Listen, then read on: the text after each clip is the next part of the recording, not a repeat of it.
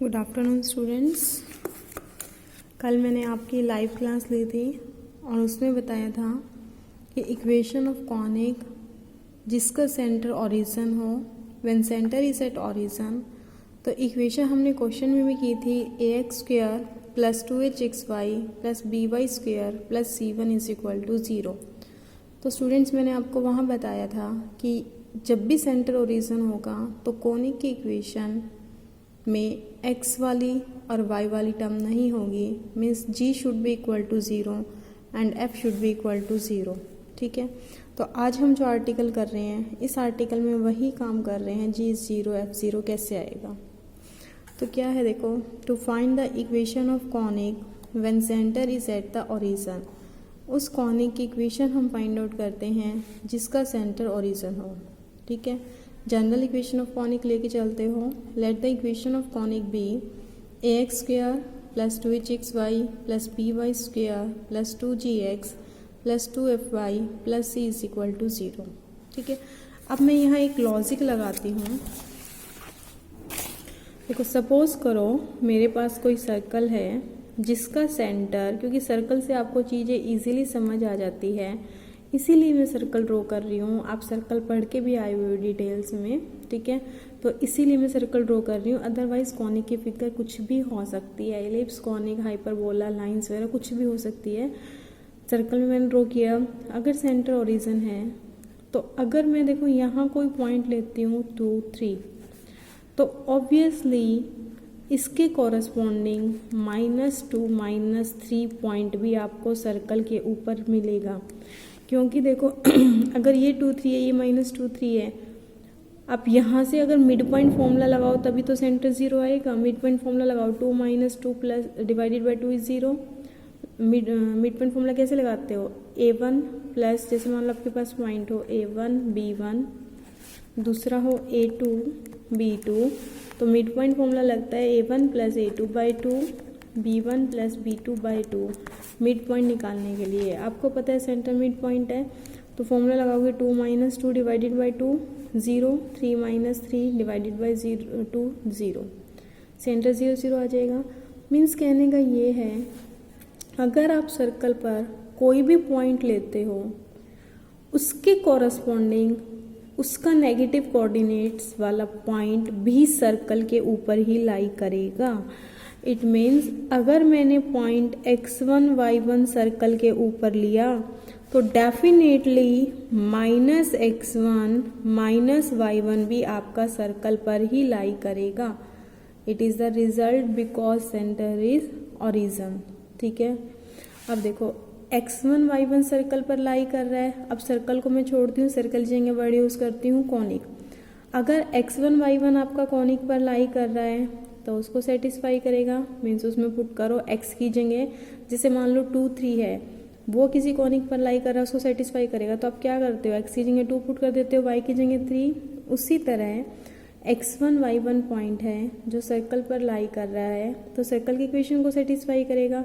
Means जहाँ जहाँ x है वहाँ x1 पुट कर दो, जहाँ जहाँ y1 है वहाँ y पुट कर दो। ठीक है, यही चीज़ देखो मैं आपको बुक से बताती हूँ।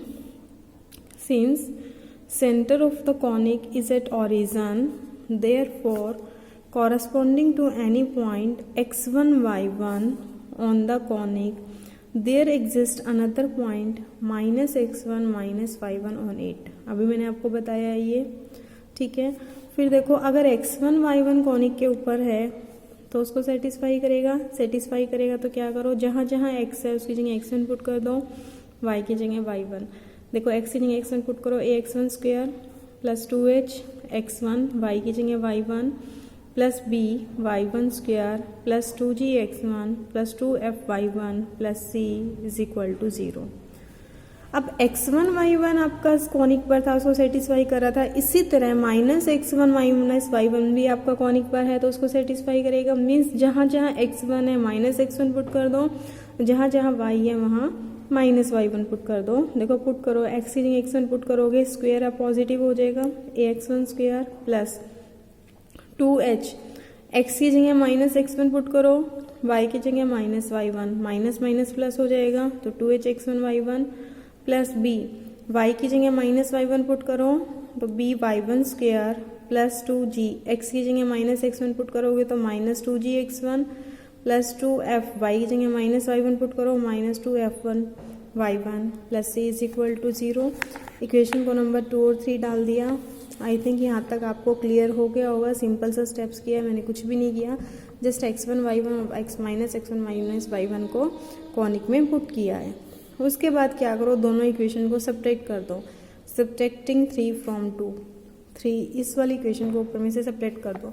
सब्ट्रैक्ट करोगे तो कोई तीनों टर्म कैंसिल हो जाएगी, ax1 square 2hx1 y1 by1 square ये कैंसिल आउट हो जाएगी। इसमें से इसको सब्ट्रैक्ट करूँगी तो प्लस हो जाएगा 2gx1 plus 2gx1 4gx1 2f(y1) plus 2f(y1) plus 4f(y1), c से c कैंसिल हो जाएगा is equal to 0। This implies gx1 plus f(y1) equal to 0। Student अब ध्यान से समझना, gx1 plus f(y1) is equal to 0।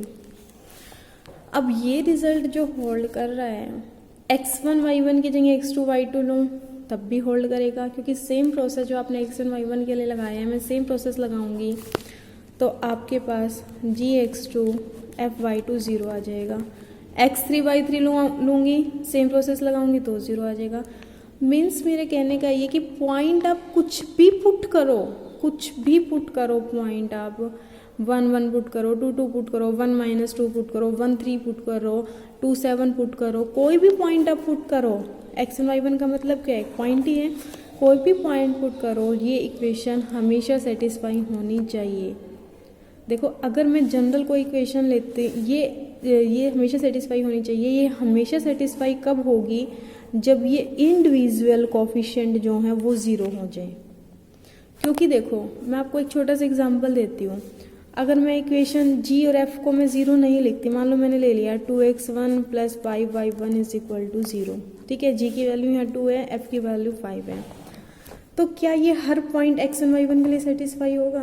देखो हर के लिए नहीं होगा। अगर मैं पुट करती हूँ x1 को मैं 5 पुट कर दूँ, y1 को मैं -2 पुट कर दूँ, सेटिस्फाई हो जाएगा। 10 minus 10 is equal to 0, satisfy हो जाएगा। अब x1 को 1 पुट कर दो, y1 को 1 पुट करो, तो क्या आएगा 2 plus 5 is equal to 0, 7 is equal to 0, ये सेटिस्फाई नहीं हुआ। तो इट मीन्स अगर मैं कोई इस तरह की इक्वेशन लेती हूँ तो वो हर पॉइंट के लिए सेटिस्फाई नहीं होती। कुछ पॉइंट के लिए सेटिस्फाई हो जाएगी पर कुछ के लिए नहीं होगी। जबकि हमारी जो ये स्टेटमेंट निकल के आई है, ये स्टेटमेंट कहती है कि मैं x1 y1 पुट करूँ, कुछ भी पुट करूँ, हर केस में सेटिस्फाई होनी चाहिए। ऐसी कब पॉसिबिलिटी है, जब ये कोफिशिएंट खुद 0 हो जाए। मान लो कोफिशिएंट 0 हो जाए, 0 into x1 plus 0 into y1 is equal to 0। फिर तो आप x1 y1 की कुछ भी वैल्यू पुट करते रहो, हमेशा 0 इक्वल टू 0 आ जाएगा, हमेशा सेटिस्फाई होगा। तो इट मीन्स ये इक्वेशन कब सेटिस्फाई हो सकती है, जब कोफिशिएंट खुद क्या हो, z equal to 0, f is equal to 0। यही तो मैंने कल आपको बताया था कि जब सेंटर ओरिजिन होता है तो x वाली टर्म का कोफिशिएंट और y वाली टर्म का कोफिशिएंट 0 होता है। तो g0 f0, इसको इक्वेशन नंबर 1 में पुट कर दो। 1 में पुट करेंगे तो क्या आया, ax square plus 2hxy plus by square plus c is equal to 0। यहाँ से देखो c को राइट पे लेके माइनस c, ठीक है, माइनस c से डिवाइड कर दिया। माइनस c से जब मैंने डिवाइड किया a by c, again a constant, मान लो a की वैल्यू 2 है, c की वैल्यू 3 है, तो 1 माइनस 1/3 भी क्या है, कॉन्स्टेंट है, उसको नया नाम दे दिया ax स्क्वायर। इसी तरह h बाई माइनस सी को नया नाम दे दिया capital H, b by minus C को नया नाम दे दिया कैपिटल B। तो इट इज़ द, ये सिंपली देखो, ये भी एक ऐसी, मैंने आपको बताया था कि जिसका सेंटर ओरिजिन हो, बस एक ही चीज़ का ध्यान रखना है, x वाली टर्म नहीं आना चाहिए, y वाली टर्म नहीं आनी चाहिए। ऐसी कोई भी इक्वेशन है तो उसका सेंटर ओरिजिन है। वो तो एक पर्टिकुलर फॉर्म देखो इन्होंने बना दी कि जो राइट साइड है वो 1 बना दी, कि अगर कोई इक्वेशन इस फॉर्म की है ax square plus 2hxy plus by square equal to 1, तो it is the equation with center, it is the equation of conic with center origin, ठीक है। ये स्टैंडर्ड फॉर्म बना दी इक्वेशन की। जैसे देखो इलिप्स की भी आप लेते हो ना, x square by square plus y square by b square is equal to 1, 1 लेने का पर्पज़ क्या है, एक स्टैंडर्ड फॉर्म बना दी, राइट साइड को 1 बना दिया, वही चीज़ यहाँ है। ठीक है। क्वेश्चन में हम वही यूज़ करेंगे जो मैंने आपको बताया है, और अगला आर्टिकल मैं वही वाला आपको करवाऊंगी कि equation of conic refer to center as origin क्या होता है, ax² + 2hxy + by² + c1 0। इस आर्टिकल को करवाने का सिर्फ पर्पस था मुझे G0 और F0 बताना, ठीक है। अदरवाइज़ मैं आपको ये आर्टिकल करवाती भी नहीं, नेक्स्ट आर्टिकल ही आपको करवाऊंगी। इस आर्टिकल को मेन पर, क्योंकि नेक्स्ट आर्टिकल जब मैं यूज़ करूँगी उसमें मैं G0 F0 लूँगी, तो आपको पता होना चाहिए G0 F0 क्यों है, उसके लिए मैंने आपको ये आर्टिकल करवाया है। नेक्स्ट आर्टिकल के लिए मैं आपको नेक्स्ट वीडियो सेंड करूँगी। इसमें देखो नोट भी लिखा हुआ है, in the equation of conic when center is at origin coefficient of x is 0 is equal to coefficient of y।